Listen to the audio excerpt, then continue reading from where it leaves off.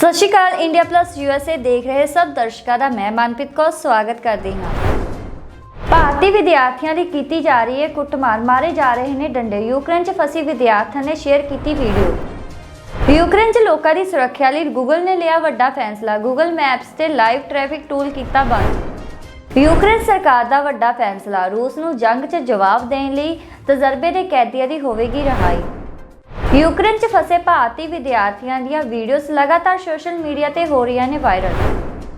UNSC ਦੀ emergency meeting, Bharat ਰਿਹਾ VOTING ਤੋਂ ਬਾਹਰ। ਆਓ ਸ਼ੁਰੂਆਤ ਕਰਦੇ ਹਾਂ ਅੱਜ ਦੀ ਇਸ ਪਹਿਲੀ ਵੱਡੀ ਖਬਰ ਤੋਂ। ਭਾਰਤੀ ਵਿਦਿਆਰਥੀਆਂ ਦੀ ਕੀਤੀ ਜਾ ਰਹੀ ਹੈ ਕੁੱਟਮਾਰ, ਮਾਰੇ ਜਾ ਰਹੇ ਨੇ ਡੰਡੇ। ਯੂਕਰੇਨ 'ਚ ਫਸੀ ਵਿਦਿਆਰਥਣ ਨੇ ਸ਼ੇਅਰ ਕੀਤੀ ਵੀਡੀਓ। ਯੂਕਰੇਨ 'ਚ ਫਸੇ ਭਾਰਤੀ ਵਿਦਿਆਰਥੀਆਂ ਲਈ ਉੱਥੋਂ ਦੀ ਪੁਲਿਸ ਕੁੱਟਮਾਰ ਤੇ ਉਤਰ ਆਈ ਹੈ। ਰੋਮਾਨੀਆ ਬਾਰਡਰ ਤੇ ਭਾਰਤੀ ਵਿਦਿਆਰਥੀਆਂ ਦੀ ਬੁਰੀ ਤਰ੍ਹਾਂ ਕੁੱਟਮਾਰ ਕੀਤੀ ਜਾ ਰਹੀ ਹੈ। ਇਹੀ ਨਹੀਂ, ਵਿਰੋਧ ਕਰਨ ਤੇ ਲਾਠੀਚਾਰਜ ਵੀ ਕੀਤਾ ਜਾ ਰਿਹਾ ਹੈ।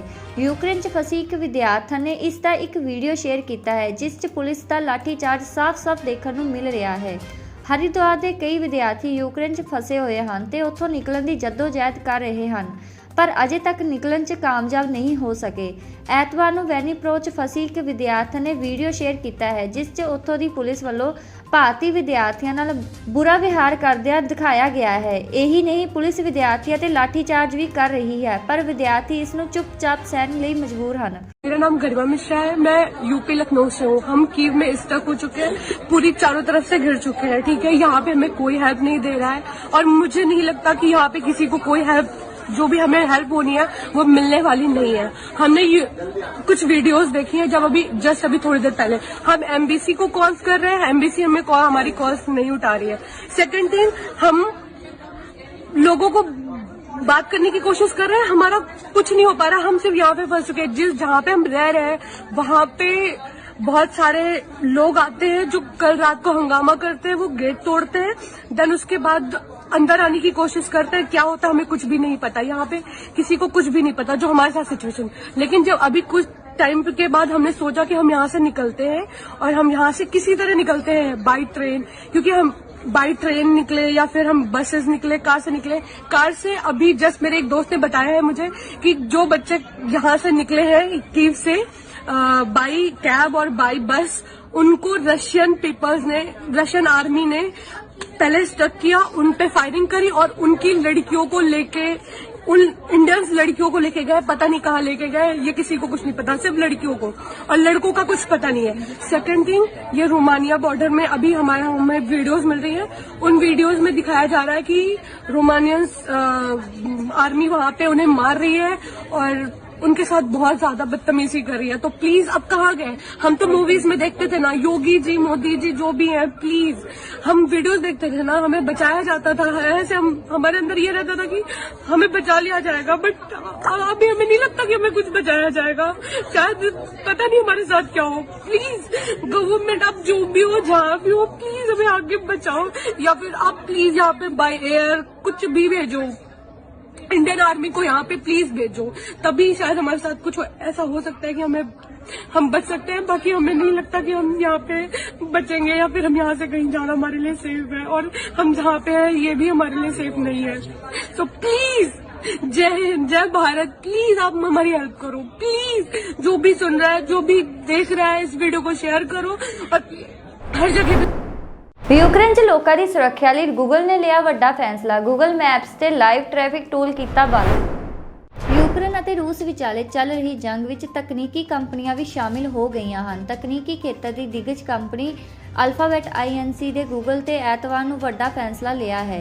ਕੰਪਨੀ ਨੇ ਯੂਕਰੇਨ 'ਚ ਗੂਗਲ ਮੈਪਸ ਦੇ ਕੁਝ ਟੂਲਸ ਨੂੰ ਅਸਥਾਈ ਤੌਰ ਤੇ ਬੰਦ ਕਰ ਦਿੱਤਾ ਹੈ। ਦਰਅਸਲ ਯੂਜ਼ਰ ਨੂੰ ਗੂਗਲ ਮੈਪਸ ਤੇ ਟ੍ਰੈਫਿਕ ਸਥਿਤੀਆਂ ਬਾਰੇ ਲਾਈਵ ਜਾਣਕਾਰੀ ਮਿਲਦੀ ਹੈ, ਜਿਸ ਨੂੰ ਕੰਪਨੀ ਨੇ ਯੂਕਰੇਨ ਵਿੱਚ ਬੰਦ ਕਰ ਦਿੱਤਾ ਹੈ। ਕੰਪਨੀ ਨੇ ਦੱਸਿਆ ਹੈ ਕਿ ਉਹਨਾਂ ਨੇ ਯੂਕਰੇਨ ਲਈ ਇਸ ਫੀਚਰ ਨੂੰ ਗਲੋਬਲ ਤੌਰ ਤੇ ਡਿਸੇਬਲ ਕਰ ਦਿੱਤਾ ਹੈ। ਗੂਗਲ ਮੁਤਾਬਿਕ ਇਹ ਕਦਮ ਯੂਕਰੇਨ ਦੇ ਨਾਗਰਿਕਾਂ ਦੀ ਸੁਰੱਖਿਆ ਲਈ ਚੁੱਕਿਆ ਗਿਆ ਹੈ। ਇਸ ਫੀਚਰ ਨੂੰ ਡਿਸੇਬਲ ਕਰਨ ਤੋਂ ਪਹਿਲਾਂ ਕੰਪਨੀ ਨੇ ਖੇਤਰੀ ਅਥਾਰਟੀ ਸਮੇਤ ਹੋਰ ਸਰੋਤਾਂ ਨਾਲ ਗੱਲ ਕੀਤੀ ਸੀ। ਜ਼ਿਕਰਯੋਗ ਹੈ ਕਿ ਇਸ ਤੋਂ ਪਹਿਲਾਂ ਗੂਗਲ ਨੇ ਰੂਸੀ ਮੀਡੀਆ RT ਸਮੇਤ ਕਈ ਹੋਰ ਰੂਸੀ ਚੈਨਲਾਂ ਦੀ ਕਮਾਈ ਤੇ ਪਾਬੰਦੀ ਲਗਾ ਦਿੱਤੀ ਸੀ। ਇਹਨਾਂ ਸਾਰੇ ਚੈਨਲਾਂ ਦੀ YouTube ਇਸ਼ਤਿਹਾਰਾਂ ਰਾਹੀਂ ਹੋਣ ਵਾਲੀ ਕਮਾਈ ਬੰਦ ਕਰ ਦਿੱਤੀ ਗਈ ਹੈ। ਫੇਸਬੁੱਕ ਨੇ ਰੂਸ ਤੇ ਵੀ ਅਜਿਹਾ ਹੀ ਕਦਮ ਚੁੱਕਿਆ ਹੈ, ਜਿਸ ਤੋਂ ਬਾਅਦ ਰੂਸ ਵਿੱਚ ਫੇਸਬੁੱਕ ਦੀ ਪਹੁੰਚ ਸੀਮਤ ਹੋ ਗਈ ਹੈ। ਦੱਸ ਦਈਏ ਕਿ ਯੂਕਰੇਨ ਅਤੇ ਰੂਸ ਵਿਚਾਲੇ ਅੱਜ ਜੰਗ ਦਾ 5ਵਾਂ ਦਿਨ ਹੈ। ਇਸ ਦੇ ਨਾਲ ਹੀ ਰੂਸ ਵਿੱਚ ਹਮਲੇ ਨੂੰ ਸਪੈਸ਼ਲ ਆਪਰੇਸ਼ਨ ਦੱਸ ਰਿਹਾ ਹੈ। ਦੋਵਾਂ ਦੇਸ਼ਾਂ ਵਿਚਾਲੇ ਅਸਲ ਦੁਨੀਆ ਦੇ ਨਾਲ-ਨਾਲ ਸਾਈਬਰ ਦੁਨੀਆ ਵਿੱਚ ਵੀ ਜੰਗ ਚੱਲ ਰਹੀ ਹੈ। ਯੂਕਰੇਨ ਨੇ ਰੂਸ ਤੇ ਹਮਲਾ ਕਰਨ ਲਈ IT ਆਰਮੀ ਦਾ ਐਲਾਨ ਕੀਤਾ ਹੈ। ਇਹ ਜਾਣਕਾਰੀ ਯੂਕਰੇਨ ਦੇ ਉਪ ਪ੍ਰਧਾਨ ਮੰਤਰੀ ਮਖਾਈਲੋ ਫੈਡਰੋ ਨੇ ਸ਼ਨੀਵਾਰ ਨੂੰ ਦਿੱਤੀ ਸੀ। ਯੂਕਰੇਨ ਸਰਕਾਰ ਦਾ ਵੱਡਾ ਫੈਸਲਾ, ਰੂਸ ਨੂੰ ਜੰਗ 'ਚ ਜਵਾਬ ਦੇਣ ਲਈ ਤਜਰਬੇ ਦੇ ਕੈਦੀਆਂ ਦੀ ਹੋਵੇਗੀ ਰਿਹਾਈ। ਰੂਸ ਤੇ ਯੂਕਰੇਨ ਵਿਚਾਲੇ ਜੰਗ ਦਾ ਅੱਜ 5ਵਾਂ ਦਿਨ ਹੈ। ਦੋਹਾਂ ਦੇਸ਼ਾਂ ਵਿੱਚ ਫੌਜਾਂ ਨੇ ਇੱਕ ਦੂਜੇ ਦਾ ਡਟ ਕੇ ਸਾਹਮਣਾ ਕਰ ਰਹੀਆਂ ਹਨ। ਇਸੇ ਵਿਚਾਲੇ ਯੂਕਰੇਨ ਦੇ ਰਾਸ਼ਟਰਪਤੀ ਨੇ ਐਲਾਨ ਕਰਦਿਆਂ ਕਿਹਾ ਹੈ ਕਿ ਰੂਸ ਦੇ ਖਿਲਾਫ ਲੜਾਈ ਵਿੱਚ ਸ਼ਾਮਲ ਹੋਣ ਵਾਲੇ ਇੱਛੁਕ ਕੈਦੀਆਂ ਨੂੰ ਜੇਲ੍ਹ ਤੋਂ ਰਿਹਾ ਕੀਤਾ ਜਾਵੇਗਾ। ਉਨ੍ਹਾਂ ਕਿਹਾ ਹੈ ਕਿ ਕੈਦੀਆਂ ਦੇ ਜੰਗ ਵਿੱਚ ਤਜਰਬੇ ਤੇ ਜੇਲ੍ਹ ਵਿੱਚ ਵਰਤਾਅ ਨੂੰ ਵਿਚਾਰਨ ਤੋਂ ਬਾਅਦ ਹੀ ਉਨ੍ਹਾਂ ਨੂੰ ਰਿਹਾ ਕਰਨ ਦੀ ਮਨਜ਼ੂਰੀ ਦਿੱਤੀ ਜਾਵੇਗੀ। ਜ਼ੈਲੈਂਸਕੀ ਦਾ ਇਹ ਬਿਆਨ ਹੈ ਕਿ ਅਜਿਹੇ ਸਮੇਂ ਆਇਆ ਹੈ ਜਦੋਂ ਬੇਲਾਰੂਸ ਵਿੱਚ ਰੂਸ ਤੇ ਯੂਕਰੇਨ ਵਿਚਾਲੇ ਗੱਲਬਾਤ ਹੋਣ ਵਾਲੀ ਹੈ। ਇਸ ਦੇ ਲਈ ਦੋਹਾਂ ਦੇਸ਼ਾਂ ਦਾ ਵਫਦ ਬੇਲਾਰੂਸ ਪਹੁੰਚ ਚੁੱਕਿਆ ਹੈ। ਮੰਨਿਆ ਜਾ ਰਿਹਾ ਹੈ ਕਿ ਇਸ ਗੱਲਬਾਤ ਰਾਹੀਂ ਜੰਗ ਦੀ ਸਮਾਪਤੀ ਦਾ ਐਲਾਨ ਹੋ ਸਕਦਾ ਹੈ। ਰੂਸ ਤੇ ਯੂਕਰੇਨ ਵਿਚਾਲੇ ਹੋਣ ਵਾਲੀ ਬੈਠਕ ਤੋਂ ਪਹਿਲਾਂ ਯੂਕਰੇਨ ਦੇ ਰਾਸ਼ਟਰਪਤੀ ਨੇ ਕਿਹਾ ਹੈ ਕਿ ਇਸ ਬੈਠਕ ਵਿੱਚ ਸੀਜ਼ਫਾਇਰ ਦਾ ਜ਼ਿਕਰ ਕੀਤਾ ਜਾਵੇਗਾ। ਇਸ ਤੋਂ ਪਹਿਲਾਂ ਉਹਨਾਂ ਨੇ ਬਿਆਨ ਜਾਰੀ ਕਰਦਿਆਂ ਕਿਹਾ ਸੀ ਕਿ ਰੂਸ ਨੂੰ ਆਪਣੀ ਫੌਜ ਨੂੰ ਵਾਪਸ ਬੁਲਾਉਣਾ ਚਾਹੀਦਾ ਹੈ। ਹਾਲਾਤਾਂ ਨੂੰ ਦੇਖਦੇ ਹੋਏ ਸੀਜ਼ਫਾਇਰ ਦਾ ਐਲਾਨ ਵੀ ਕਰਨਾ ਜ਼ਰੂਰੀ ਚਾਹੀਦਾ ਹੈ। ਇਸ ਯੁੱਧ ਕਾਰਨ ਵੱਡੀ ਗਿਣਤੀ ਵਿੱਚ ਲੋਕ ਦੇਸ਼ ਛੱਡ ਕੇ ਚਲੇ ਗਏ ਹਨ। ਉੱਥੇ ਹੀ ਰੂਸ ਨੇ ਹੁਣ ਯੂਕਰੇਨ ਦੇ ਕਈ ਛੋਟੇ ਸ਼ਹਿਰਾਂ ਤੇ ਕਬਜ਼ਾ ਕਰਨਾ ਸ਼ੁਰੂ ਕਰ ਦਿੱਤਾ ਹੈ। ਦੱਸ ਦਈਏ ਕਿ ਯੂਕਰੇਨ ਨੇ ਪਹਿਲਾਂ ਬੇਲਾਰੂਸ ਵਿੱਚ ਗੱਲਬਾਤ ਕਰਨ ਤੋਂ ਇਨਕਾਰ ਕਰ ਦਿੱਤਾ ਸੀ। ਯੂਕਰੇਨ ਦੇ ਰਾਸ਼ਟਰਪਤੀ ਵੱਲੋਂ ਗੱਲਬਾਤ ਲਈ ਹੋਰ ਥਾਵਾਂ ਦੇ ਨਾਂ ਸੁਝਾਏ ਗਏ ਸਨ, ਪਰ ਹੁਣ ਦੋਵੇਂ ਦੇਸ਼ ਗੱਲਬਾਤ ਲਈ ਰਾਜੀ ਹੋ ਗਏ ਹਨ। ਇਸ ਗੱਲਬਾਤ ਤੋਂ ਬਹੁਤ ਉਮੀਦਾਂ ਪ੍ਰਗਟਾਈਆਂ ਜਾ ਰਹੀਆਂ ਹਨ ਕਿਉਂਕਿ ਇਹ ਜੰਗ ਦੀ ਦਿਸ਼ਾ ਤੈਅ ਕਰ ਸਕਦੀ ਹੈ। ਇਸ ਦੌਰਾਨ ਖਬਰ ਆਈ ਹੈ ਕਿ ਗੱਲਬਾਤ ਮੁਤਾਬਿਕ ਬੇਲਾਰੂਸ ਵੱਡਾ ਫੈਸਲਾ ਲਿਆ ਜਾ ਰਿਹਾ ਹੈ। ਕਿਹਾ ਜਾ ਰਿਹਾ ਹੈ ਕਿ ਜੇਕਰ ਗੱਲਬਾਤ ਅਸਫਲ ਹੁੰਦੀ ਹੈ ਤਾਂ ਬੇਲਾਰੂਸ ਯੂਕਰੇਨ ਵਿੱਚ ਲੜਨ ਲਈ ਆਪਣੀ ਫੌਜ ਭੇਜ ਸਕਦਾ ਹੈ। ਯੂਕਰੇਨ 'ਚ ਫਸੇ ਭਾਰਤੀ ਵਿਦਿਆਰਥੀਆਂ ਦੀਆਂ ਵੀਡੀਓਜ਼ ਲਗਾਤਾਰ ਸੋਸ਼ਲ ਮੀਡੀਆ ਤੇ ਹੋ ਰਹੀਆਂ ਨੇ ਵਾਇਰਲ। ਯੂਕਰੇਨ 'ਚ ਭਾਰਤੀ ਵਿਦਿਆਰਥੀਆਂ ਦੇ ਸੁਰੱਖਿਅਤ ਹੋਣ ਦੀਆਂ ਗੱਲਾਂ ਕੀਤੀਆਂ ਜਾ ਰਹੀਆਂ ਹਨ, ਪਰ ਹਾਲਾਤ ਅਜਿਹੇ ਬਣੇ ਹੋਏ ਹਨ ਕਿ ਬੱਚੇ ਡਰ ਦੇ ਪਰਛਾਵੇਂ ਹੇਠ ਵੱਖ-ਵੱਖ ਥਾਵਾਂ ਤੇ ਪਨਾਹ ਲੈ ਰਹੇ ਹਨ। ਪਿਛਲੇ ਕੁਝ ਦਿਨਾਂ ਤੋਂ ਸਰਕਾਰ ਵੱਲੋਂ ਭਰੋਸੇ ਦਿੱਤੇ ਜਾ ਰਹੇ ਹਨ ਕਿ ਬੱਚਿਆਂ ਨੂੰ ਸਹੀ ਸਲਾਮਤ ਭਾਰਤ ਵਾਪਸ ਲਿਆਂਦਾ ਜਾਵੇਗਾ, ਪਰ ਕਈ ਦਿਨ ਬੀਤੇ ਜਾਣ ਤੋਂ ਬਾਅਦ ਵੀ ਅਜਿਹਾ ਸੰਭਵ ਨਹੀਂ ਹੋ ਪਾ ਰਿਹਾ। ਭਾਰਤ ਨੇ ਐਤਵਾਰ ਨੂੰ ਯੂਕਰੇਨ ਅਤੇ ਰੂਸ ਨੂੰ ਯੁੱਧਗ੍ਰਸਤ ਯੂਕਰੇਨ ਵਿੱਚ ਫਸੇ ਆਪਣੇ ਭਾਰਤੀ ਨਾਗਰਿਕਾਂ ਦੀ ਸੁਰੱਖਿਆ ਨੂੰ ਲੈ ਕੇ ਆਪਣੀਆਂ ਚਿੰਤਾਵਾਂ ਤੋਂ ਜਾਣੂ ਕਰਵਾਇਆ ਹੈ। ਵਿਦੇਸ਼ ਸਕੱਤਰ ਹਰਸ਼ਵਰਧਨ ਸਿੰਗਲਾ ਨੇ ਕਿਹਾ ਹੈ ਕਿ ਭਾਰਤ ਨੇ ਭਾਰਤੀ ਨਾਗਰਿਕਾਂ ਦੀ ਸੁਰੱਖਿਆ ਅਤੇ ਯੂਕਰੇਨ ਤੋਂ ਉਨ੍ਹਾਂ ਨੂੰ ਕੱਢਣ ਵਿੱਚ ਮਦਦ ਯਕੀਨੀ ਬਣਾਉਣ ਲਈ ਜਨੇਵਾ ਸਥਿਤ international committee of red cross ਨਾਲ ਵੀ ਸੰਪਰਕ ਕੀਤਾ है। ये रोमानिया बॉर्डर से 1000 किलोमीटर दूर है। 1000 किलोमीटर यहाँ से रोमानिया बॉर्डर तक जाना मुमकिन ही नहीं, नामुमकिन है। ठीक है, हमारे पास कोई चीज नहीं है जिससे हम जा सकते हैं। एम्बेसी ने कुछ भी अभी तक ऑर्गेनाइज नहीं किया है खार्किव शहर के लिए। एम्बेसी ने जो बच्चे ले जाए गए हैं, जो आप वीडियो में देख रहे हैं कि हाँ रोमानिया से बच्चों को रेस्क्यू किया जा रहा है, वो सिर्फ और सिर्फ चर्नीव्स की एक जगह है जो कि रोमानिया बॉर्डर से 20 किलोमीटर दूर है। वहां से तो बच्चे पैदल भी जा सकते हैं, वहां से बच्चों को रेस्क्यू किया जा रहा है। जो असली जगह ये जो खार्किव, जो यूक्रेन का एंड है ईस्ट साइड में, जो रशिया से 20-25 किलोमीटर दूर है, सिर्फ यहाँ 7000 बच्चे पढ़ते हैं। 7000 टोटल 20,000 स्टूडेंट है यूक्रेन में, उसमें से 7000 स्टूडेंट यही हैं, क्योंकि यूक्रेन की सबसे बड़ी यूनिवर्सिटीज यही हैं। तो यहाँ जो बच्चे हैं वो अभी तक कोई उनको कुछ भी इंफॉर्मेशन नहीं मिली है, कैसे जाएंगे, क्या होगा। ना यहाँ खाने को है, ठीक है, लोगों के पास खाने को नहीं है। यहाँ पे सब कुछ बंद हो चुका है, खाने की दुकानें वगैरह सब बंद हैं, ठीक है। और ये जो आप मेरे पीछे बस देख रहे हैं, ये बस अरब लोगों ने, अरब स्टूडेंटों ने और उनकी गवर्नमेंट ने उनके लिए ऑर्गेनाइज करके दी है ताकि वो यहाँ से रोमानिया बॉर्डर जा सकें। तो ऐसा ही हम चाहते हैं कि हमारी गवर्नमेंट भी हमारे लिए कुछ ऐसा ऑर्गेनाइज करे। चर्नीव्स्की से नहीं, वो तो 20 किलोमीटर दूर है, खार्किव से ये है 1000 किलोमीटर दूर। हम कैसे जाएं यहाँ से? तो मेरी आपसे विनती है कि जल्दी से जल्दी कुछ किया जाए, क्योंकि आज 2 दिन हो गए हैं मेट्रो के अंदर हम भूखे प्यासे। ठंड आप देख रहे हैं, बर्फ हो रही है, पूरे -5 डिग्री टेम्परेचर हो रखा है। इस ठंड के अंदर हम रात गुजार रहे हैं यहाँ पे। तो आगे कि आप जल्द से जल्द, मुझे उम्मीद है कि इंडियन गवर्नमेंट और इंडियन एम्बेसी ऐसा कोई स्टेप लेगी जैसा कि इजराइल और बाकी अरब देशों के जो गवर्नमेंट है उन्होंने उन बच्चों के लिए लिया है, यहाँ के कॉन्ट्रैक्टर के साथ मिलके। हमारे खार्किव के कॉन्ट्रैक्टर जो हैं सबसे बड़े जो है वो हरदीप सिंह हैं। वो खार्किव के ही नहीं, यूक्रेन के नंबर 1 है वो। अगर उनके साथ एम्बेसी मिल करके आप उनसे संपर्क कर करके अगर आप कुछ करना चाहें तो ये नामुमकिन नहीं है, ये बहुत आसानी से हो सकता है काम, पर आप उनके साथ मिलके कुछ ऑर्गेनाइज करने की कोशिश तो कीजिए। ये देखिए यहाँ छोटे मोटे कॉन्ट्रैक्टर ने मिलकर के बस अरेंज कर ली है और ये रोमानिया बॉर्डर पे जा रहे हैं। हेलो, हम लोग सब रोमानियन बॉर्डर पे खड़े हैं, रोमानियन यूक्रेनियन बॉर्डर पे। हम अभी Ukrainian side of the border है एंड यहाँ पे कुछ नहीं है। सारे बच्चे आप प्लीज देखिए यहाँ पे क्या सिचुएशन है। अराउंड 500 to 600 बच्चे हैं और अभी तक पर डे ये लोग 150 से ज्यादा किसी को इवैक्यूएट भी नहीं कर रहे हैं। ये लोग इतनी खराब सिचुएशन है। ये लोग यूक्रेनियंस को बहुत प्रेफर कर रहे हैं, यूक्रेनियंस को भी प्रेफरेंस दे रहे हैं, इंडियंस को 1 या 2 निकाल रहे हैं एट अ टाइम और उसके 10 मिनट बाद के इंटरवल पे निकाल रहे हैं। एंड यहाँ पे यूक्रेनियंस को इतना हाई निकाल रहे हैं, मतलब इतना ज्यादा यूक्रेनियंस को एक साथ निकाल रहे हैं। दूसरा हम लोग रात कुछ बच्चे तो शाम 4 बजे से आ रखे हैं, कल शाम 4 बजे से, और कुछ बच्चे रात 11-12 बजे के हैं और अभी तक पूरी रात -5 डिग्री सेल्सियस में उन्होंने काटी। यहाँ पे कोई कैंप्स नहीं है, यहाँ पे कुछ एरिया आप देख सकते हैं कि कुछ कैंप नहीं है, कोई एरिया नहीं है। यहाँ पे बच्चे फेंट हो रहे हैं, बच्चे गिर रहे हैं बिकॉज उन्होंने कुछ खाया नहीं है, कुछ पिया नहीं है and they are being drained of energy and everything. And आप देख सकते हैं एम्बुलेंस तक की बुलानी पड़ रही है। और इंडियन एम्बेसी या किसी ने भी कोई एक डिप्लोमेट या कोई एक ऑफिशियल नहीं है जो यहाँ पे हम बच्चों को वहाँ से निकालें या एटलीस्ट हमें इवैक्यूएट करने में ईजी हो, क्योंकि इतने सारे बच्चे इजीली इवैक्यूएशन नहीं हो सकता है। There should be some legal authority who should be responsible for this. और आप ये देखो पूरी रात काटे हैं और ये भी नहीं है कि इवैक्यूएशन इजी है। आप देखो, अब ये देखिए हम बच्चे यहाँ पे धक्का मुक्की हो रही है क्योंकि बच्चों को बॉर्डर क्रॉस करना है और धक्का मुक्की के होने के बाद ये लोग फायर भी कर रहे हैं, ओपन फायर कर रहे हैं। आप सोच सकते हैं ऑलरेडी बच्चे वॉर के सिचुएशन से पैनिक है, ये ओपन फायर करके उनको डरा रहे हैं, लात मार रहे हैं जस्ट बिकॉज उनको यूक्रेनियंस को निकालना है और इंडियंस को प्रेफरेंस नहीं मिल रहा है। और even spread pepper spray on people's eyes. The situation is very critical. No official is taking any action. There is no diplomat or no legal authority. Please UNSC ਦੀ ਐਮਰਜੈਂਸੀ ਮੀਟਿੰਗ ਭਾਰਤ ਰਿਹਾ VOTING ਤੋਂ ਬਾਹਰ। Ukraine ਤੇ ਰੂਸ ਦੇ ਹਮਲੇ ਦੇ ਮੁੱਦੇ ਤੇ ਸੰਯੁਕਤ ਰਾਸ਼ਟਰ ਦੀ 193 ਮੈਂਬਰੀ ਜਨਰਲ ਅਸੈਂਬਲੀ ਦਾ ਐਮਰਜੈਂਸੀ ਵਿਸ਼ੇਸ਼ ਸੈਸ਼ਨ ਬੁਲਾਉਣ ਤੇ ਸੁਰੱਖਿਆ ਪ੍ਰੀਸ਼ਦ ਵਿੱਚ ਹੋਈ VOTING ਵਿੱਚ ਭਾਰਤ ਨੇ ਹਿੱਸਾ ਨਹੀਂ ਲਿਆ। ਹਾਲਾਂਕਿ ਉਸਨੇ ਬੇਲਾਰੂਸ ਸਰਹੱਦ ਤੇ ਗੱਲਬਾਤ ਕਰਨ ਦੇ ਮਾਸਕੋ ਅਤੇ ਕੀਵ ਦੇ ਫੈਸਲੇ ਦਾ ਸਵਾਗਤ ਕੀਤਾ ਹੈ।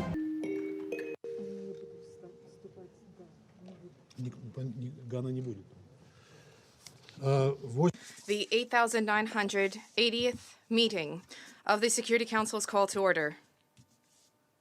The provisional agenda for this meeting is letter from the Permanent Representative of Ukraine to the United Nations, dated 28 February 2014, addressed to the President of the Security Council, document S/2014/136. The agenda is adopted.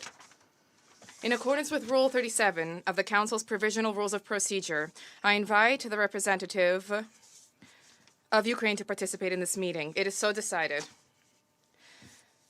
The Security Council will now begin its consideration of item 2 of the agenda. Members of the Council have before them document S/2022/160, the text of a draft resolution submitted by Albania and the United States of America. The Council is ready to proceed to the vote on the draft resolution before it. I shall put the draft resolution to the vote now. Will those in favor of the draft resolution contained in document S/2022/160 please raise their hand?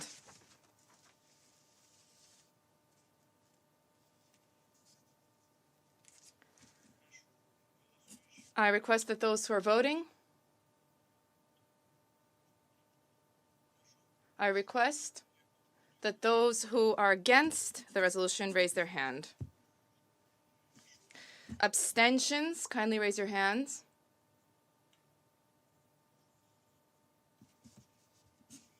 The result of the voting is as follows: 11 votes in favor, 1 vote against, 3 abstentions. Given, in line with established procedure at the Security Council, this matter and this vote was procedural in nature. The draft resolution is now deemed to be adopted as Resolution 2623, 2022. I now give the floor to those members of the Council who wish to make statements after the vote. And I give the floor to the representative of the United States. Colleagues, on Friday night, we stood together outside this chamber to declare that the Russian veto would not stop us from holding Russia accountable for invading a sovereign state, a state that dared to be a democracy. Russia vetoed Friday's resolution, but as I have said before, Russia cannot veto our voices, Russia cannot veto the Ukrainian people, and Russia cannot veto the UN Charter. Russia cannot and will not veto accountability. Now the Security Council has taken an important step forward toward that accountability. For the first time in decades, it has called for an emergency special session in the General Assembly. The Council members who supported this resolution recognize that this is no ordinary moment. We need to take extraordinary actions to meet this threat to our international system and do everything we can to help Ukraine and its people. Just this morning, President Putin put Russia's nuclear forces on high alert, even though he is invading a country with no nuclear weapons and is under no threat from NATO, a defensive alliance that will not fight in Ukraine. This is another escalatory and unnecessary step that threatens us all. We urge Russia to tone down its dangerous rhetoric regarding nuclear weapons. These are issues that affect all member states. And now in the General Assembly, they can all make their voices heard on Russia's war of choice. We will then vote on a resolution that will hold Russia to account for its indefensible actions and for its violations of the UN Charter. As we speak, rockets continue to rain down on Kyiv and across Ukraine. Tanks are tearing through cities. Russia readies still more brutal weaponry. Bombs that flatten cities and indiscriminately target civilians for an unjustifiable assault fabricated out of lies and the rewriting of history. Russia also propagates outrageous lies about Ukraine's conduct in its own defense. We are alarmed by the mounting reports of civilian casualties, videos of Russians forces moving exceptionally lethal weaponry into Ukraine, and the widespread destruction of civilian facilities like residences, schools, and hospitals. To the Russian officers and soldiers, I say, the world is watching. Photographic and video evidence is mounting, and you will be held to account for your actions. We will not let atrocities slide. Those of us here, safely sitting in this hallowed hall, have a moral responsibility to respond to Russia's desecration of human life. That means humanitarian aid, like the thermal blankets USAID has already airlifted to tens of thousands of Ukrainians in need, and the recently announced $54 million in additional humanitarian assistance that will reach hundreds of thousands more. That means military support, including the additional $350 million of security assistance the United States is shipping to Ukraine. And it means holding the sole aggressor, Russia, accountable for its actions. That will take some courage from some fellow member states, and I know that. They have shown strength. By the inspiration, I would like to stress, for the inspiration, I would ask you to look to the Ukrainian people. They have shown strength, courage, and resilience in the face of Russian guns and soldiers and bombs and rockets. They also maintain the courage to sit down and talk. We welcome their continued willingness to participate in peace talks. On Friday night, darkness descended on Kyiv. Missiles attacked a sheltering city. But the next morning, Ukrainians woke up to a new citizen, a baby girl born to a mother in a bomb shelter. The baby's name is Mia. Photos of her tiny hand gripping her mother as they hid underground have inspired the world. Let us have the courage of Mia's mother. Let us have the courage of the Ukrainian people standing bravely to defend their democracy, their way of life, and their futures. Let us show them that they are not alone, that the world stands behind them, that the United Nations has a purpose, that the additional bravery of the protesters in Russia is not in vain. Let us do everything we can to help the people of Ukraine as they stand up for themselves, for their sovereign country, and for their children. Thank you. Thank you. I now give the floor to the representative of Albania. Dear colleagues, Albania voted in favor and welcomes the adoption of this resolution. Formally, this short text is of purely procedural nature, but its significance is of historic proportions. Last Friday, Evita tried to lock the UN at a time when we need it most. Not anymore.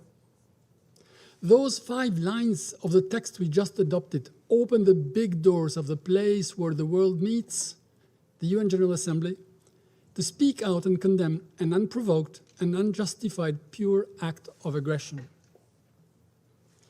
The UNGA emergency session is all about condemning an unprovoked war. It is all about upholding the UN Charter.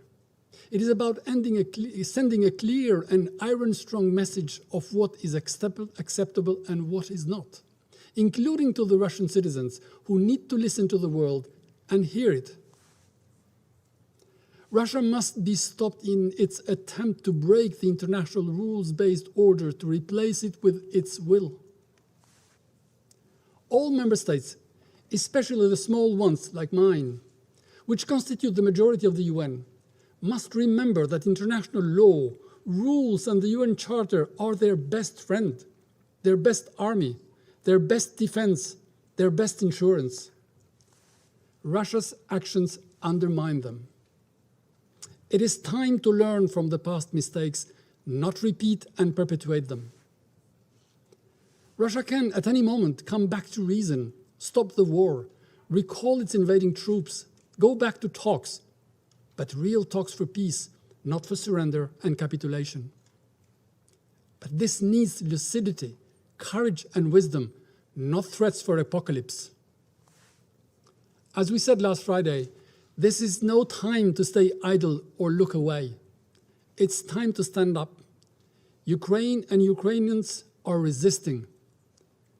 My staying I budem стоять с Ukrainie. Thank you. Thank you. I give the floor to the representative of France. Mr. President, on Friday, the Russian Federation was alone at the Security Council in blocking the adoption of a resolution that was co-sponsored by 82 members of the United Nations. They called for an end to the aggression of Ukraine. France cannot accept this block. For this reason, today, we voted in favor of this new resolution, which calls for an emergency special session of the General Assembly. The Security Council remains seized of the matter. France will remain mobilized to that end to ensure that there be an upholding of its primary responsibility for the maintenance of international peace and security.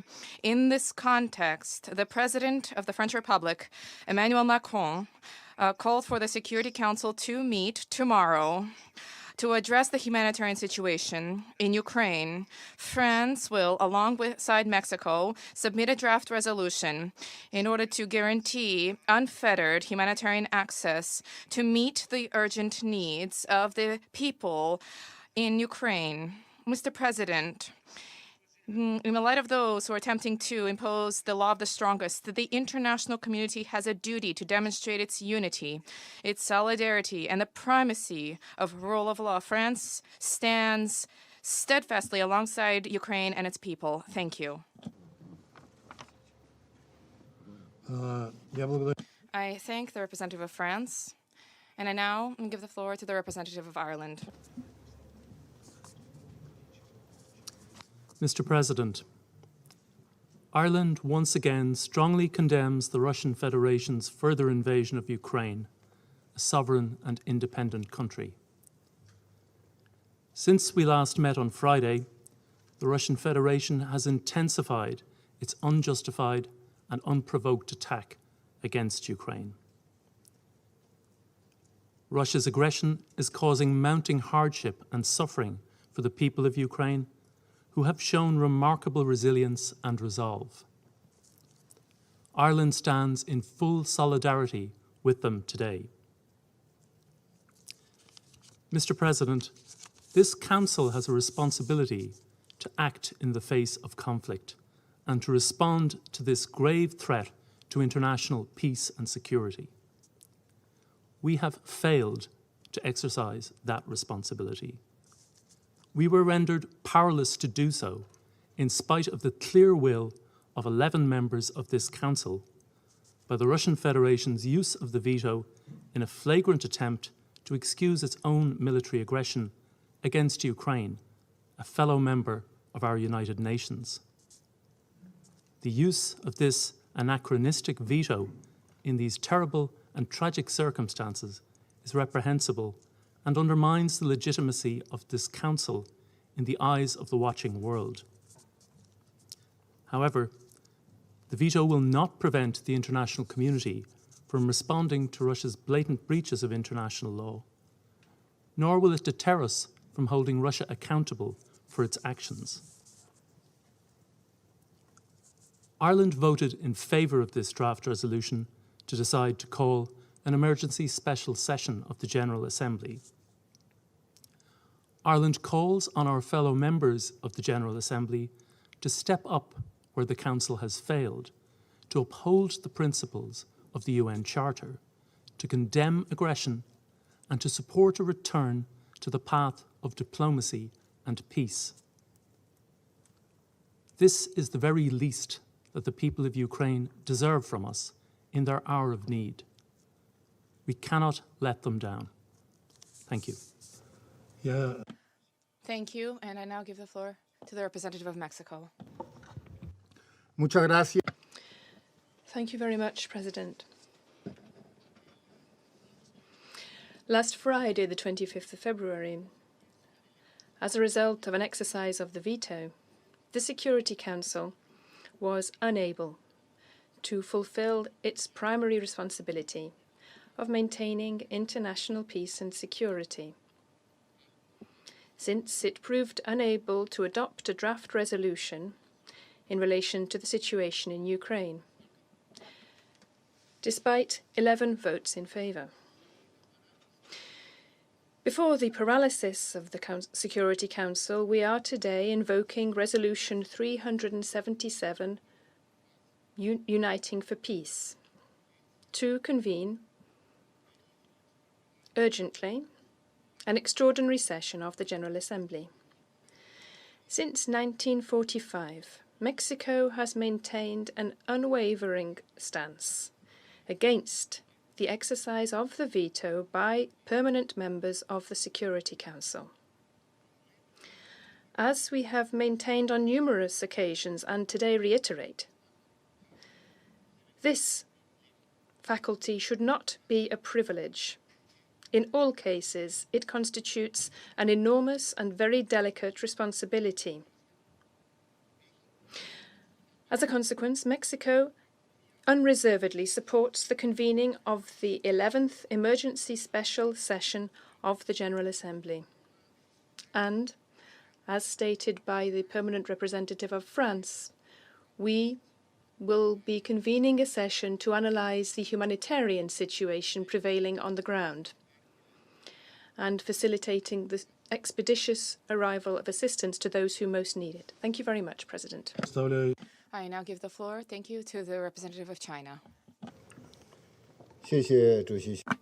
Thank you, Mr. President. Mr. President, at present, we are witnessing dramatic changes in the Ukraine situation. China has on many occasions made its position clear on the Ukraine issue, and that position remains unchanged. We believe that the top priority now is for all parties to exercise the necessary restraint to prevent the situation in Ukraine from getting worse.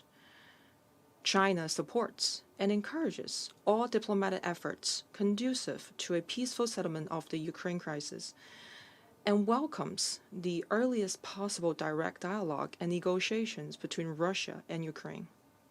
At the same time, China supports equal-footed dialogues between the EU and Russia on European security issues, and upholding the principle of undivisible security to eventually form a balanced, effective, and sustainable European security mechanism. China believes that the Security Council should give priority to regional peace and stability and the universal security of all countries, and play a constructive role in resolving the Ukraine issue. Actions taken by the UN should help cool the situation and facilitate diplomatic solution to avoid escalation of tensions. I thank you, Mr. President. Thank you. I now give the floor to the representative of the United Kingdom. Thank you, Mr. President. The United Kingdom welcomes the result of this vote today. By voting in favour of convening an emergency special session of the General Assembly on Ukraine tomorrow, the members of this Council have laid bare Russia's diplomatic impotence. Russia again was isolated in opposing this resolution. But Russia cannot stop the world from coming together to condemn its invasion of Ukraine. As each day passes in this unprovoked and unjustified war, support for the people of Ukraine, their plight and their fight for freedom grows. So we urge all members of the United Nations to use their voice tomorrow to call for the immediate withdrawal of Russian forces from Ukraine and end this war. Thank you. Thank you. I now give the floor to the representative of India.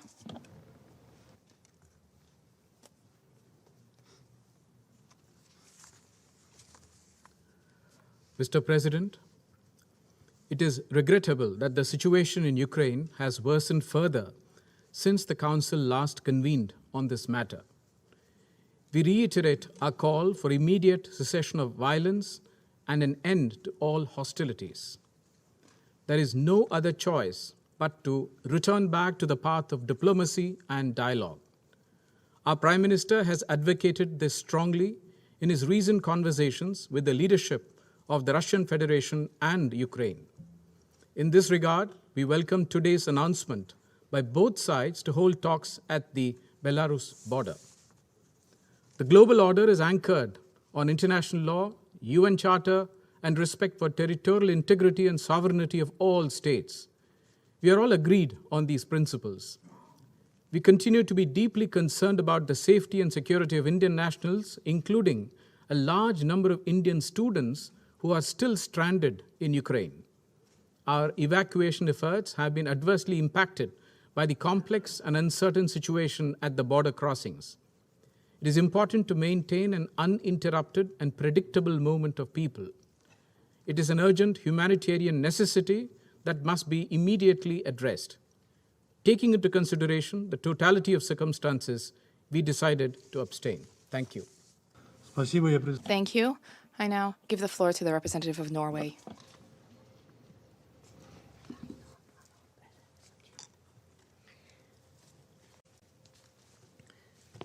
Norway voted in favor of the draft resolution. Just 2 days ago, in this chamber, we all saw that Russia was isolated and had no support for its attack on Ukraine. Russia's action is unacceptable. Russia is wrong. Russia is the aggressor that violates the very core principles of international law that the United Nations stands for. On Friday, this Council failed its primary responsibility for the maintenance of international peace and security.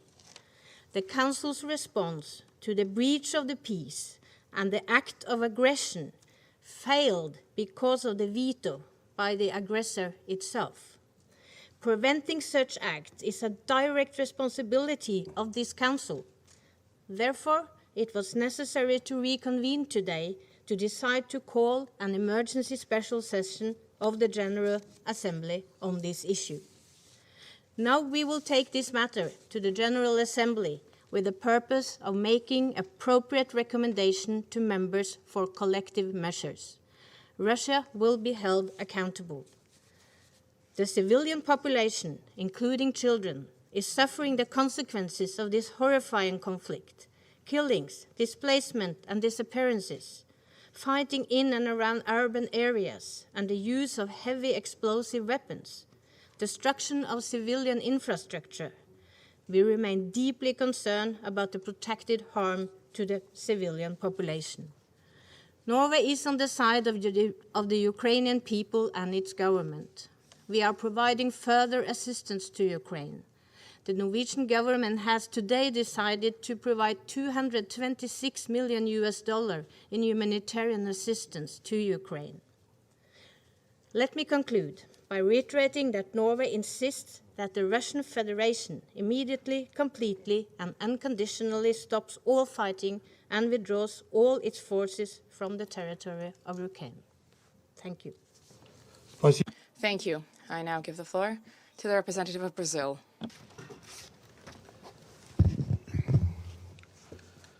Thank you, Mr. President. Mr. President, last Friday, my delegation laid out before the Council a comprehensive view of its concerns regarding the security developments in and around Ukraine. Nothing in the intervening period has led us to having had those concerns allayed. On the contrary, in fact, as we speak, the number of casualties, the human suffering, and the risks to international peace and security keep increasing by the hour. Indeed, UNHCR numbers recently spread already place the number of refugees at 422,000. We have voted in favor of the draft resolution before the Council, despite misgivings about its timing and its contribution to achieving peace. These misgivings stem ultimately from our unyielding commitment of respect for and interest in upholding the Charter and the role of the Security Council. The urgency of the situation has convinced us of the need to add the voice of the General Assembly to that of the Security Council in seeking solutions to the crisis in and around Ukraine. This in no way detracts from our firm belief that the Council, with its primary responsibility for the maintenance of international peace and security, has not yet exhausted the instruments and mechanisms at its disposal to contribute to a negotiated and diplomatic solution towards peace. Therefore, we reiterate our call for an immediate cessation of hostilities, for full respect to humanitarian law, and for a renewed attempt within the Council for the promotion of and support to a process of dialogue between the parties involved, a role that the Council is inherently better equipped to provide in order to bring a peaceful solution to the Ukrainian conflict. The Security Council and the General Assembly must work together. As we renew our calls for an immediate ceasefire, we also appeal to Ukraine and Russia to facilitate the withdrawal of all persons who want to leave the Ukrainian territory. Brazil already wishes to express its gratitude to Poland, Slovakia, Hungary, Moldova, Romania, and others who are facilitating the exit of people fleeing the conflict, in particular Brazilians and Latin Americans. Mr. President, let us be exceedingly cautious in moving forward in the General Assembly. The supply of weapons, the recourse to cyber attacks, and the application of selective sanctions, which could affect sectors such as fertilizers and wheat, with a strong risk of famine, entail the risk of exacerbating the conflict and not of solving it. We cannot be oblivious to the fact that these measures enhance the risks of wider and direct confrontation between NATO and Russia. It is our duty, both in the Council and in the General Assembly, to stop and reverse this escalation. We need to engage in serious negotiations in good faith that could allow the restoration of Ukraine's territorial integrity, security guarantees for Ukraine and Russia, and strategic stability in Europe. I thank you. Thank you. I now give the floor to Gabon.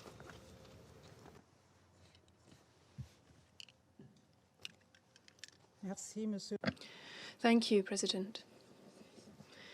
The Council is meeting this Sunday to try to echo the unequivocal messages of the international community against the war in Ukraine. As we have stated before this Council just 2 days ago, we reiterate our constant attachment to the founding principles of the Charter of the United Nations, which compel each one of its member states. We also have faith in in international solidarity and multilateralism. It is on behalf of these values, which give our organisation and our charter its full relevance and nobility, that we voted in favour of holding a special session of the General Assembly of the United Nations on Ukraine. Our thoughts today go to those innocent people who are suffering the horrors of a war that they have neither chosen nor provoked. These thousands of civilians who are fleeing their homes, their towns and their country to seek refuge elsewhere. My country is deeply concerned by the attacks against civilians and civilian public goods and calls for de-escalation. We call upon the belligerents to abstain from any use or threat of the use of weapons whose effects would be indiscriminate. Finally, Gabon continues to call for an immediate ceasefire and a resumption of frank, sincere dialogue. It is still time, it is always time to choose dialogue and diplomacy over force. Thank you. Thank you. I now give the floor to the United Arab Emirates.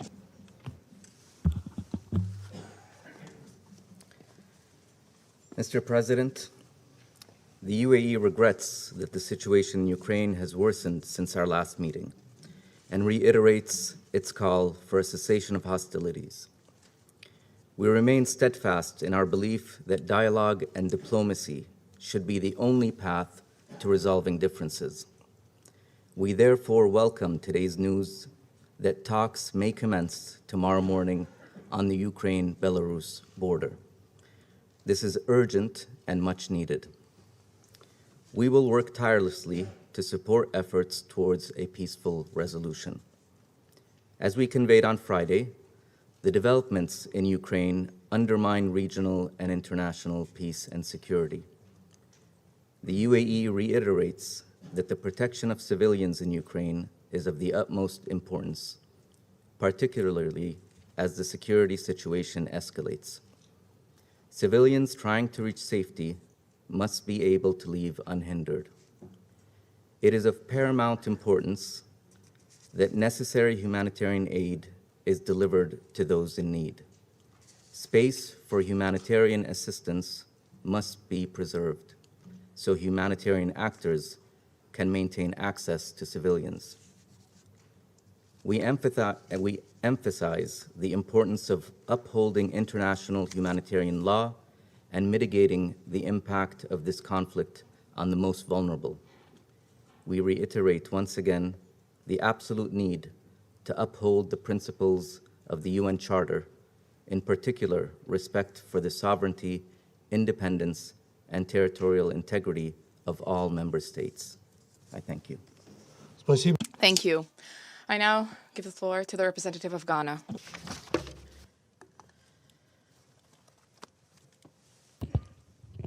Mr. President, let me begin by acknowledging the dangerous moments we live in and noting the necessity for diplomacy to triumph over war.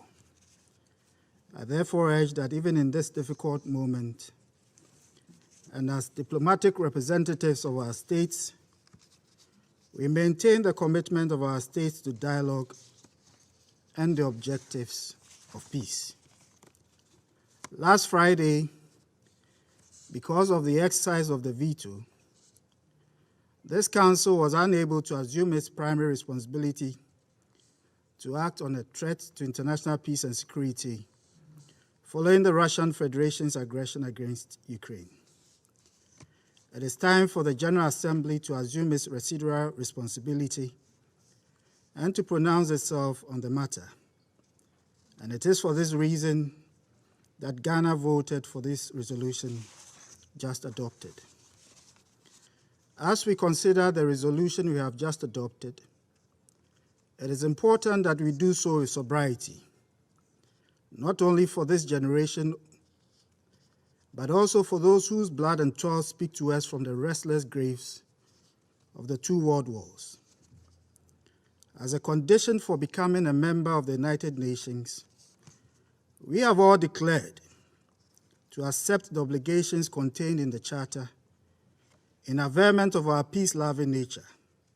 Today, the peace we say we love is threatened.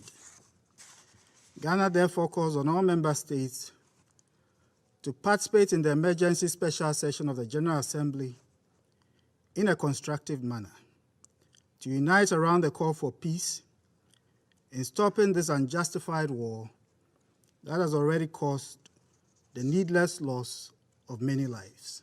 I thank you very much for your kind attention. Thank you. I shall now deliver a statement in my capacity as a representative of the Russian Federation. The Russian Federation voted against the draft resolution submitted in connection with the fact that its sponsors proposed that it be registered that the Security Council failed to exercise its primary responsibility for the maintenance of international peace and security. At the same time, we did not see even a hint at an attempt to reach a constructive solution at the Council. And yet, 2 days ago, we blocked a draft specifically for the reason that it was both one-sided and imbalanced. We have not seen any new initiatives since then. The UN and the United Nations Security Council were created in the post-war period with the aim of saving succeeding generations from the scourge of war. To that end, global powers concurred to reach agreement among themselves, ideally to reach consensus.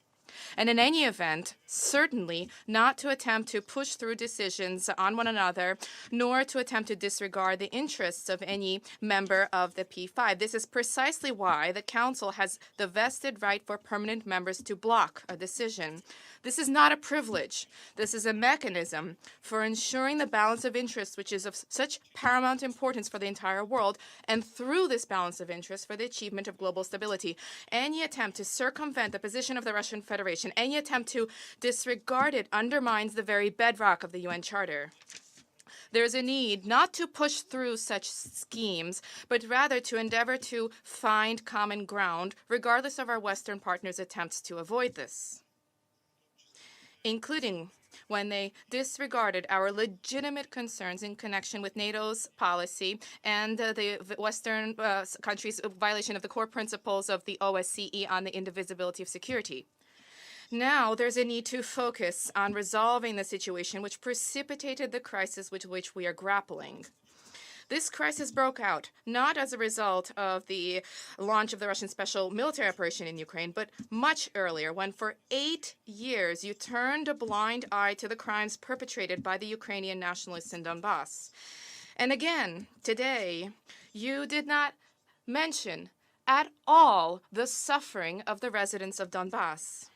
For it was indeed the homes in Donbass, which was raised by the Ukrainian armed forces, and these images are now being taken by Western military outlets and being portrayed shamelessly as the consequences of our military operation in Ukraine. And today, during this meeting, once again, we hear lies, deceit, and fakes about the indiscriminate shelling of Ukrainian cities, hospitals, and schools.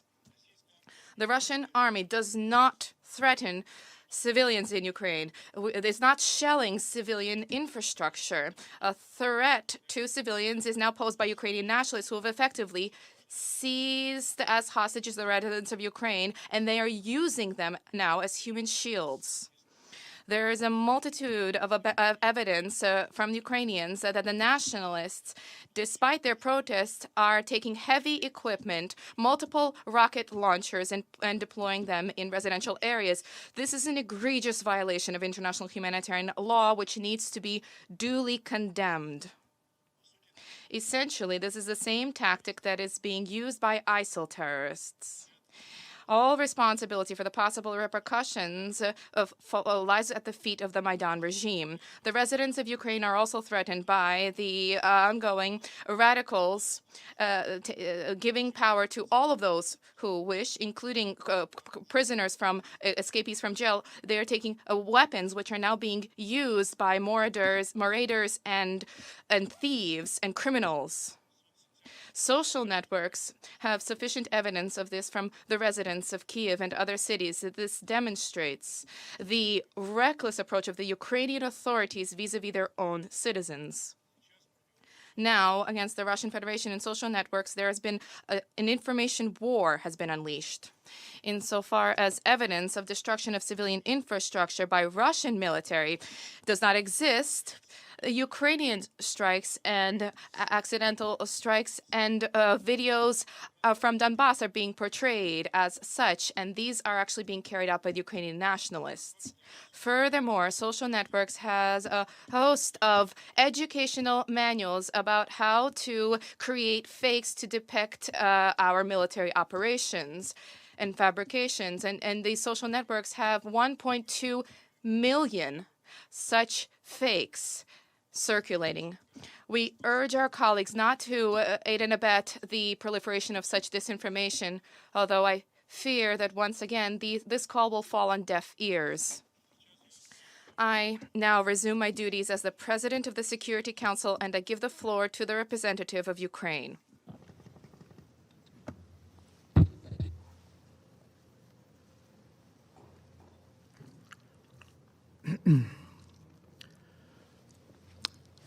Distinguished members of the Security Council. I would like to express my gratitude to those of you who have supported the request to call the UN General Assembly emergency session. I immediately expressed my regret that once again the Rule 20 of the Provisional Rules of the Security Council has not been properly applied by the Presidency. However, I express my relief that this rape of the Institute of the Presidency of the UN Security Council will be over in less than 48 hours.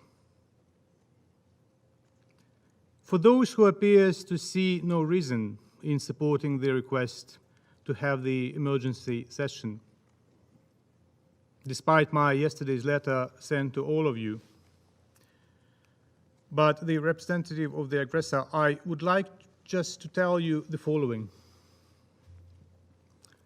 Do you know the most often warning now in the most of Ukrainian cities? Attention, air raids, please proceed to the shelters. And I do recommend you to look at the pictures and footages of what happened afterwards, day to day, night to night. I will continue to invite all members of the Security Council to join the catharsis, this purgation of this institution that will only save this institution for next generations. Russia persists in its aggression despite the initial plan of Blitzkrieg, and it failed, and we all see it. This failure prompted the bloody and mad Russian leadership to order heavy shellings of the residential areas, critical infrastructure and storages of hazard materials in retaliation for Ukrainian resilience and resistance. It is extremely alarming that the Russian president has resorted today to open nuclear blackmail. The world must take this threat very seriously. Excellencies, now the most intense fighting occurs around the Ukrainian capital, as well as in the northeast, Kharkiv, Sumy, Chernihiv, and in the south, Kherson, Zaporizhia, Mariupol. Long-range operational and tactical aircraft, high-precision long-range weapons, multiple rocket launcher systems are widely used against the Ukrainians. Among the most telling recent examples of Russian course of action in Ukraine, missile strike on the town of Vasilkiv, which is practically a suburb of the capital. A missile hit the oil depot, causing a large-scale fire. It was also shelling in Kharkiv that damaged the gas pipeline. According to the Ukrainian Health Minister Viktor Lyashko, at least 16 children were killed since 24 February 2022, when a large-scale military aggression against Ukraine was launched. On February 26, a 7-year-old girl who had been seriously wounded during the shelling of the kindergarten son in the city of Akhtirka died. On the same day, due to the shelling and gunshots, one child was killed and 2 wounded in the National Children's Hospital Ahmadit in Kyiv. Due to threat of air raids, maternity hospitals in a number of Ukrainian cities, including Kyiv, Kharkiv, Sumy, Irpin, Bucha, to name just a few, could not operate normally. Ukrainian children are born in bomb shelters. According to the Ministry of Education of Ukraine, as of now, more than 350,000 school children have no access to education, 33 schools with over 5,500 students are closed due to severe insecurity in civil areas. Today I have brought these appalling facts to the attention of the UNICEF, asking to respond immediately to the situation, give proper qualification to the actions of the Russian Federation, and take all possible measures to stop further deaths and violence against children in Ukraine due to the blatant Russian aggression. I sent it by the diplomatic note, and I'm looking forward to work with the UNICEF on the issue. The losses of the enemy as early February 27 have amounted to nearly 4,300 personnel killed and over 200 taken as prisoners of war. The detailed information is posted by the Ministry of Defense of Ukraine. Distinguished members of the Security Council, as always, Russia denies that its soldiers are taken prisoners, that taken prisoners are recognized, or the soldiers that are killed are recognized. In this regard, Ukraine has opened a hotline entitled "Come Back Alive from Ukraine" for relatives of Russian soldiers who are not aware of their whereabouts and cannot contact them. The hotline is opened by the government of Ukraine. Over 100 calls from Russian mothers were received during the first hour of its work. It is unfortunate, however, that today, pursuant to the decision of the Prosecutor General of the Russian Federation, the line and the dedicated website has been shut down. So I want to use this opportunity to read the telephone number for anyone in Russia who would like to call and ask about the killed or taken prisoners or soldiers who are taken prisoners in Ukraine and inquire about their well-being. It is 380 89 42 01 86 0. We will distribute this information after the meeting, and I hope that after I read this number, the Russian Federation and its government would not shut down the website of the United Nations. We condemn that Belarus is being deeply engaged in the armed aggression against Ukraine. Since the beginning of the Russian aggression, this country has provided its territory for Russian offensive. Today, the Ukrainian city of Zhytomyr, in fact, the airport of Zhytomyr, was hit by Iskander missiles launched from the territory of Belarus. What an invitation for the negotiations at the border of Belarus. Or was it an escalation and raising stakes by the aggressor on the eve of the negotiations? Excellencies, Ukraine filed a case against the Russian Federation at the International Court of Justice, and a request for the court to issue an order of provisional measures against Russia.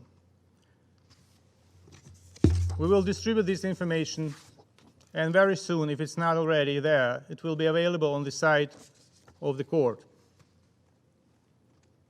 Ukraine seeks an emergency hearing and an order by the court that Russia must cease its unlawful attack on Ukraine. Russia will have to answer for its behavior at the World Court in The Hague.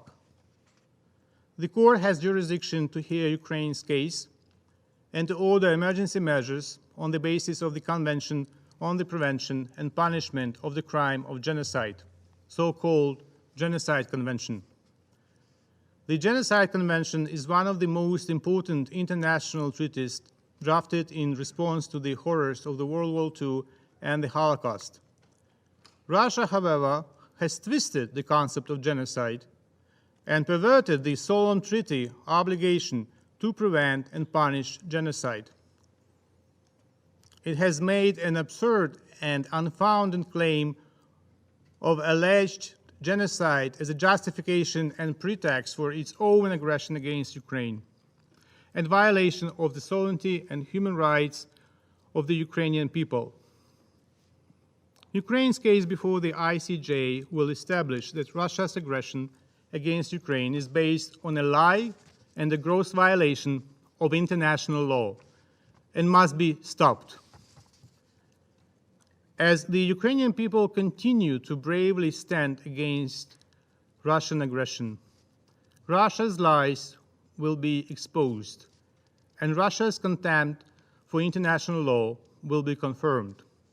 Ukraine will bring Russia to account.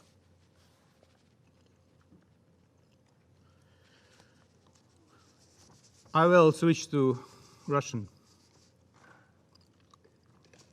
To conclude, I wish to turn personally to the ambassador of the Russian Federation. During a previous meeting, I spoke about the children and their parents. Parents who took pride of or were ashamed of the steps taken by their kin. It seemed to me at that point that you took my words very personally. I would be ready to take my words back if you were to follow the example of your colleague, Oleg Anisimov, the head of the delegation of the Russian Federation for the closure of the Intergovernment Expert Group on Climate Change,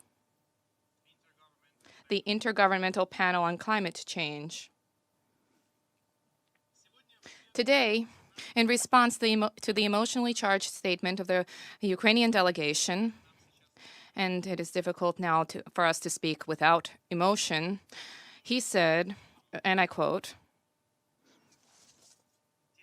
that those who see what is taking place can find no justification for the attack against Ukraine, end of quote.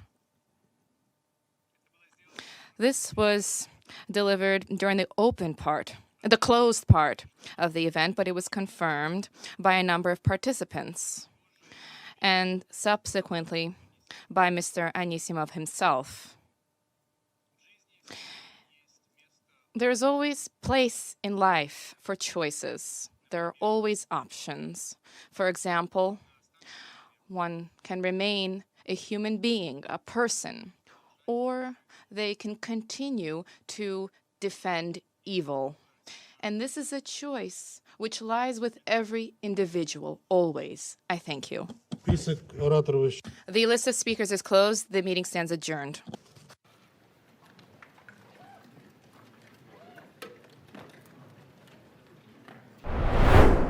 ਇਹ ਸਨ ਅੱਜ ਦੀਆਂ ਮੁੱਖ ਖਬਰਾਂ। ਮੈਨੂੰ ਮਨਪ੍ਰੀਤ ਕੌਰ ਨੂੰ ਦਿਓ ਇਜਾਜ਼ਤ ਤੇ ਹੋਰ ਵਧੇਰੇ ਖਬਰਾਂ ਲਈ ਜੁੜੇ ਰਹੋ ਇੰਡੀਆ+ USA ਦੇ ਨਾਲ।